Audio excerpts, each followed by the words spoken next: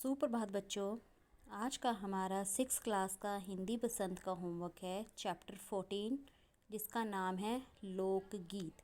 लोकगीत मीन्स जो लोगों के द्वारा गीत गाया जाता है। ठीक है, तो इस चैप्टर में क्या बताया गया है कि इसमें लोकगीतों की लोच के बारे में बताया गया है, उसकी ताजगी के बारे में बताया गया है, लोकप्रियता, उनके गाने के तरीकों और गाए जाने के अवसरों के बारे में बताया गया है। ठीक है, यहाँ पर जैसे स्त्रियों के गीत कौन से होते हैं, होली पर कौन से गीत गाए जाते हैं, सावन के महीने में कौन से गीत गाए जाते हैं, जन्म उत्सव के गीत कौन से होते हैं, विवाह के गीत कौन से होते हैं, आदि गीतों के बारे में बताया गया है। आइए इस चैप्टर को रीड करते हैं। लोकगीत अपनी लोच, ताजगी और लोकप्रियता में शास्त्रीय संगीत से भिन्न हैं। भिन्न मीन्स अलग। लोकगीत सीधे जनता के संगीत हैं, घर, गांव और नगर की जनता के गीत हैं ये। इनके लिए साधना की ज़रूरत नहीं होती। त्योहारों और विशेष अवसरों पर ये गाए जाते हैं। सदा से ये गाए जाते भी रहे हैं और इनके रचने वाले भी अधिकतर गांव के लोग ही हैं। स्त्रियों ने भी इनकी रचना में विशेष भाग लिया है। ये गीत बाजों की मदद के बिना ही या साधारण ढोलक, झांझ, करताल, बांसुरी आदि की मदद से गाए जाते हैं। एक समय था जब शास्त्रीय संगीत के सामने इनको हे समझा जाता था। अभी हाल ही में इनकी बड़ी उपेक्षा की जाती थी, पर इधर साधारण जनता की ओर जो लोगों की, ये देखिए आपको पिक्चर में भी दिया गया है कि लेडीज़ बैठी हुई हैं और अपना गीत गा रही हैं, नज़र फिरी है तो साहित्य और कला के क्षेत्र में भी परिवर्तन हुआ है। अनेक लोगों ने विविध बोलियों के लोक साहित्य और लोक गीतों के संग्रह पर कमर बांधी है और इस प्रकार के अनेक संग्रह अब तक प्रकाशित हो गए हैं। लोक गीतों के कई प्रकार हैं। इनका एक प्रकार तो बड़ा ही उत्सवी और सजीव है। यह इस देश के आदिवासियों का संगीत है। मध्य प्रदेश हो गया, दक्कन, छोटा नागपुर में गोंड, खांड, ओरांव, मुंडा, भील, संथान आदि फैले हुए हैं। मीन्स इनके नाम बताए गए हैं, जिनमें आज भी जीवन नियमों की जकड़ में बंध ना सका और निर्दत रहलाता है। इनके गीत और नाच अधिकतर साथ साथ और बड़े बड़े दलों में गाए और नाचे जाते हैं। 20-20, 30-30 आदमियों और औरतों के दल पर एक साथ या एक दूसरे के जवाब में गाते हैं, जहाँ पर ये दिशाएं जो हैं गूंज उठती हैं। पहाड़ियों के अपने अपने गीत हैं। उनके अपने अपने भिन्न रूप होते हुए भी अशास्त्रीय होने के कारण उनमें अपनी एक समान भूमि है। गढ़वाल, किन्नौर, कांगड़ा आदि के अपने अपने गीत और उन्हें गाने की अपनी अपनी विधियां भी हैं। उनका अलग नाम ही पहाड़ी पड़ गया है। वास्तविक लोकगीत देश के गांव और देहातों में है। इनका संबंध देहात की जनता से है। बड़ी जान होती है इनमें। चैता, कजरी, बारामासा, सावन आदि मिर्ज़ापुर, बनारस और उत्तर प्रदेश के पूर्वी और बिहार के पश्चिमी जिलों में ये गाए जाते हैं।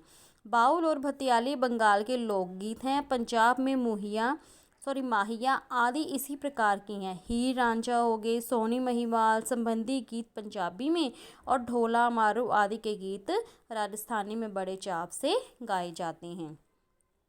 इन देहाती गाँव के गीतों के रचयिता कोरी कल्पना को इतना मान न देकर अपने गीतों के विषय रोज़मर्रा के बहते जीवन से लेते हैं, जिससे वे सीधे मर्म को छू लेते हैं। उनके राग भी साधारणतः पीलू, सारंग, दुर्गा, सावन, सोरठ आदि हैं। कहरवा, बिरहा, धोबिया आदि देहात में बहुत गाए जाते हैं और बड़ी भीड़ आकर्षित करते हैं। इनकी भाषा के संबंध में कहा जा चुका है कि ये सभी लोकगीत गाँव और इलाकों की बोलियों में गाए जाते हैं। इसी कारण ये बड़े आहतकर और आनंददायक होते हैं।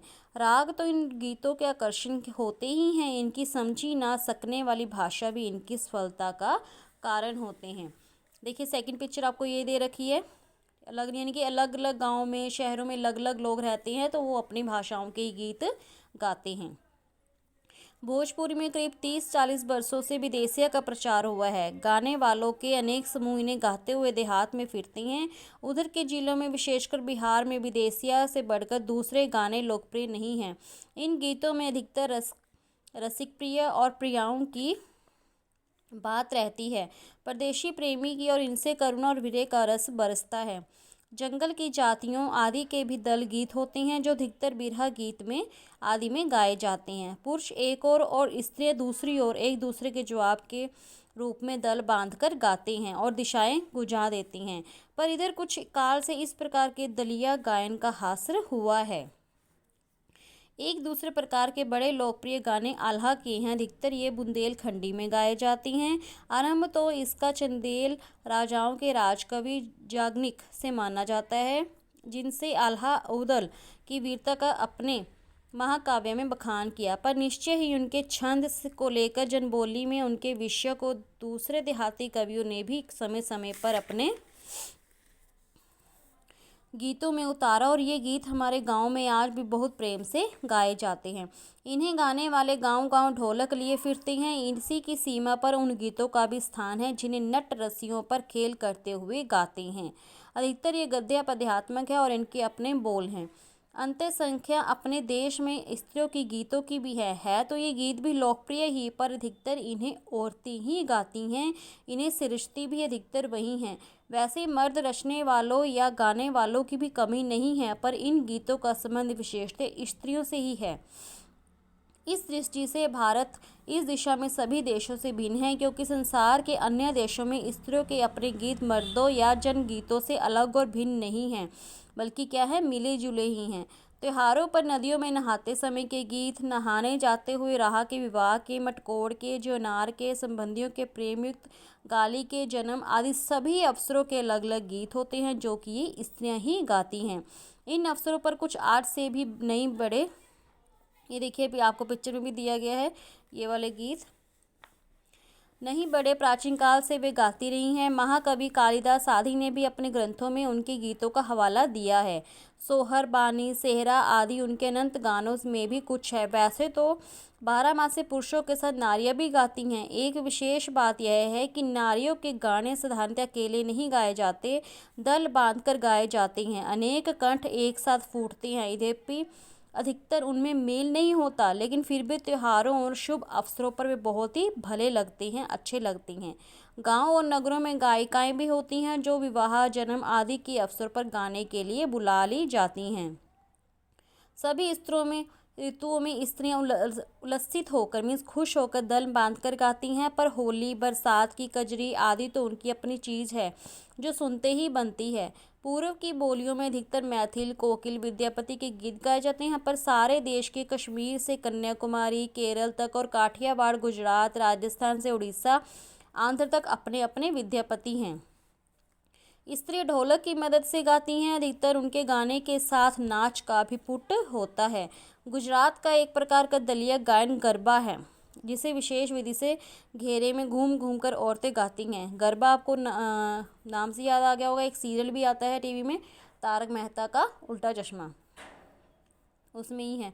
साथ ही लकड़ियाँ भी बजाई जाती हैं तो बाजे का काम करती हैं। इसमें नाच गान साथ चलते हैं। वस्तुतः यह नाच ही है, सभी प्रांतों में यह लोकप्रिय हो चला है। इसी प्रकार होली के अवसर पर ब्रज में रसिया चलता है, जिसे दल के दल लोग गाती हैं। स्त्रियां विशेष तौर पर इसको गाती हैं। गाँव के गीतों के वास्तव में अनंत प्रकार है। जीवन जहाँ इठला इठला कर लहराता है, वहाँ भला आनंद के स्रोतों की कमी हो सकती है। उद्दाम जीवन के ही वहाँ के अनंत संख्यक गाने प्रतीक हैं।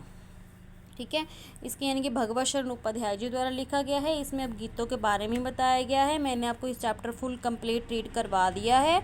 आपने इसको अपनी बुक में से अच्छे से रीड करना है और समझना है। ठीक है, वही गांव के लोगों के द्वारा ही बताया गया है कि गांव के लोगों द्वारा गीत गाया जाता है और ऋतुओं में, त्योहारों में, विशेष अवसरों पर गाए जाते हैं, जो कि मन को बहुत ही अच्छे लगते हैं। इनके राग और इनके बोल भी अलग अलग होते हैं। क्षेत्रीय भाषा में भी गाए जाते हैं और विशेष आकर्षण के केंद्र भी होते हैं।